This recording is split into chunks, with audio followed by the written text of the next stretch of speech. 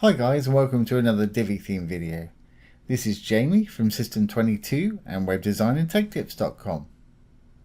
We've got another little hover effect for you today. I've got three little boxes here with icons in them. When we hover over, it's going to expand into a bit of text. So it's a sort of image to text with icon box. Really easy to do. We've just got to write one tiny little line of code to do this today, and don't let that put you off, because any code I write I'll put down below. You're welcome to use it. So let's get started. I'm going to enable the visual builder so we can build on the front end. Once enabled, let's go down to where we want to work. I'm going to add another row and we'll start from scratch. I'm going to put in 3 columns. Obviously you put in whatever works for you. And we're going to use a blurb module to do this today for the icon.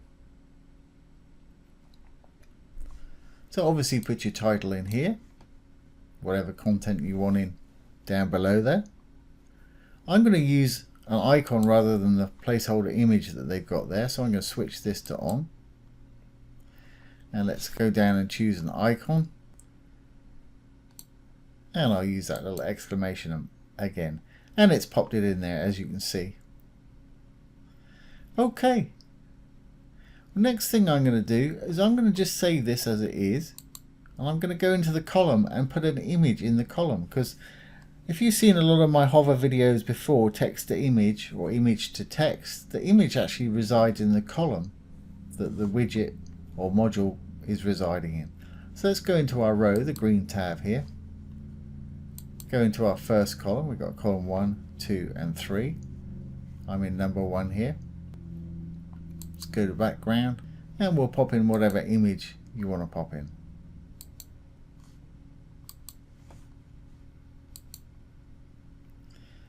Okay, now while we're in here, because I'm going to shrink this all down and manipulate it so we just see the icon at first and then the text, because we're going to do that, I'm going to give this column a minimum height, and to do that I need to go to the advanced. I'm going to go down to custom CSS. And in the main element, I'm going to say min dash height. I'm going to say 375. You may have to adjust yours depending on how much content you've got in your little box there. And semicolon. And this little bit of code I'll put below the video if anybody needs to copy it. Okay, so that's going to be the minimum height of our column there. So we can make our blurb module as big or as small as we want. So let's save our column and the row here, and we'll go back into our blurb module and get it looking how we want. So I'm going to go in there. Obviously got your title and content there. If you want to link it, put your link down below here where it says link under content, and you can have the title link at one place and the whole module link somewhere else if you want to. And as usual, best practice, if you're linking to your own site, open it in the same window. Linking to somebody else's site, open it in a new tab so yours stays open. Alright, well let's pop over to our design tab. That icon I'm going to shrink down. So icon color, I'm going to make it white. I'm going to roll down a little bit. I'm happy where it is and it being in the middle. Icon font size, I'm going to roll that down to about 50 pixels. And again, obviously you make yours as big or as small as you want. I'm going to roll down to the text just below that. And where it just says text up there, that'll do the heading and the content. And you can do them separately below if you want to with the title and the body. That's great. And I want to align that in the middle. Okay. I'm going to give it a little bit of padding left and right, but I'm going to leave the top and bottom for a minute. So I'm going to close up where it says text there. I'm going to go down to spacing, and for the left and right I'm going to give it 30 pixels. Just pop in the 30, it'll put in the pixels there for you. Hit the chain, it'll put the opposite side. That's great. I'm going to have some padding on the top, but I'm not sure how much yet until we adjust this thing.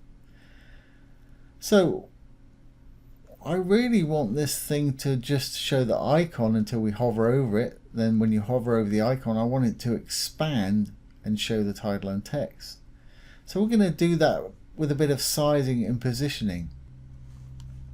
So I'm going to close down spacing and I'm going to go into sizing just above it.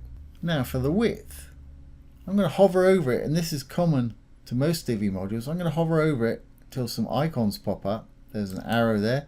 We can set a desktop or non-hover state and a hover state. For the desktop, when we're not hovering over it, I only want it to be about as wide as that icon. So I'm going to drag this back down. It's doing it in percent. I know that icon's about 50, so I'm going to make it say 60 pixels. I don't want it much wider than that. And then when we hover over it, I want it to be the full width, so I'm going to say 100%. Great. And I'm going to do similar for the content, or the height of it. So I'm going to go into height. And again, let's try making it sort of 60. That's okay. But I don't want to see any of that text. And when we hover over it, again, I want it to be 100% of the available height, which is our 375 of our column. So let's put 100% in there. Great. Okay, well, I don't want to see that writing or anything when it's doing that. So if we go over to our Advanced tab, we can go down to Visibility, and Horizontal and Vertical Overflow, I'm going to change those both to Hidden. There we go. So all we can see is the icon, really. I've got to take a bit of padding away on that left-hand side to get our icon in the middle. So I'm just going to pop back to Design, to Spacing. I'm going to take that padding away, and we'll redo padding in a moment. So again, I'm going to hit the little arrow, so we've got Desktop and Hover. Desktop, don't want anything. There we go, so we can see that full icon. And when we hover over it, I want to have my 30 left and right. And also, I think I'll give it 50 top and bottom, just to sort of centralize that. I want to make sure that I've not got any padding that way. That's great. Okay, well, we want to pop this in the middle now. So let's go over to our Advanced. We're going to go to our position. And instead of the default positioning, we're going to make it absolute. And that'll pop up a little grid. And where do we want it? Middle top? No. Middle right? I'm going to pop mine right in the middle. That works perfectly for me. And we can leave that right there even when we expand it. So let's go back to the Content tab now, and I'm just going to put a background on it when we expand it. Because if we look at it now, I'll roll over the dark writing, get the hover state back up here.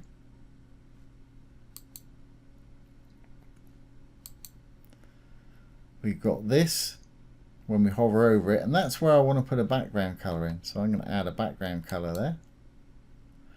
And I want to make sure there's no background color when we're not hovering. That's fine. Now the transition time that it takes by default to go from this to this is 300 milliseconds, which is fine if you want it, but I want to slow it down a bit for a bit of drama. And to do that, we'll go to our Advanced tab, down to Transitions. Here's our transition duration. There's the default 300 mils. I'm going to pop mine up to about 3/4 of a second. And the transition curve I like to use for these effects is ease in and ease out. So if we've done everything right, we'll save our changes, save the page changes, and let's exit the Visual Builder. Go on down. There's our little box, the icon's in the middle there. Roll over it, and it expands nicely like that. And that's a nice little effect to have on your site. And this is responsive, so it will work on all devices. Obviously they'll have to tap it on a mobile and tablet. I'm using Google Chrome here, so if I hit my inspector tools, I've got my responsive toggle on. This is an iPad. Let's bring it up in size so you can see. Go on down. There's our little box. Tap on it. Tap off of it. Works fine. Let's have a look on an iPhone. Make it a bit bigger so we can see. Go on down. And again, similar thing. Tap on it. It's going to work fine.